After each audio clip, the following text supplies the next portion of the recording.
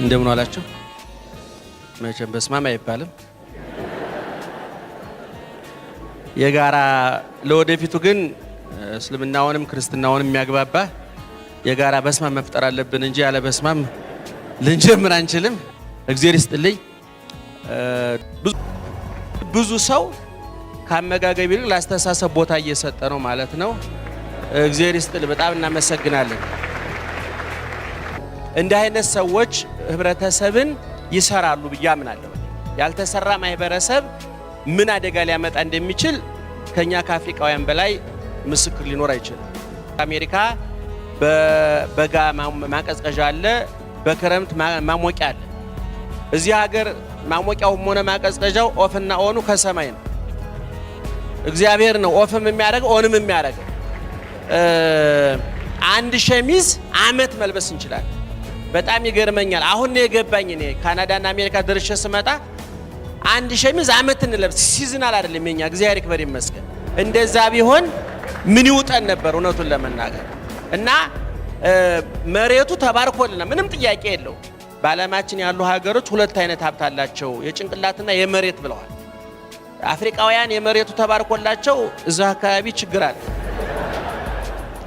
እነ ጃፓን ደግሞ መሬቱ በየአመቱ በሱናሚ የሚናጥ ሀገር ነው። ግን ሱናሚ የጃፓንን ህንፃ እንጂ የጃፓንን ጭንቅላት ማፍረስ አይችልም።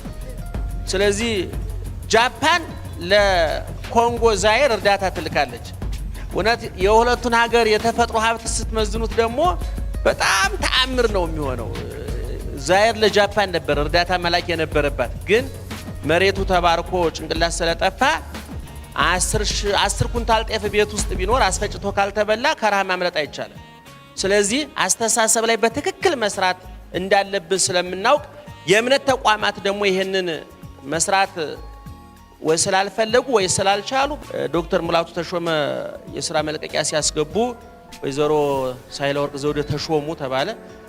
እኔ የሰላም ሚኒስቴር ተቋቋመ ሲባል የእምነት ተቋማት የሥራ መልቀቂያ አስገብተው ነው ወይ?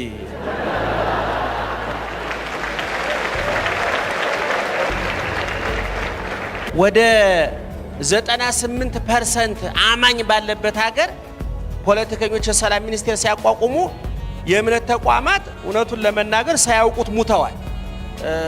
ሰምታቸዋል። እኔ ግን ብዙ ነገር አስቤ መጣና ሐሳቡ ይበታተናል። ርዕስ ጠብቆ መናገር ደግሞ እንደ 6 ኪሎ አንበሳ በብረት መታጠር ነው የሚመስለኝ። እና የጫካ አንበሳ ነው በትክክል እየኖረ ያለው 6 ኪሎ አንበሳ ባጥር ርዕስ ጠብቆ መናገር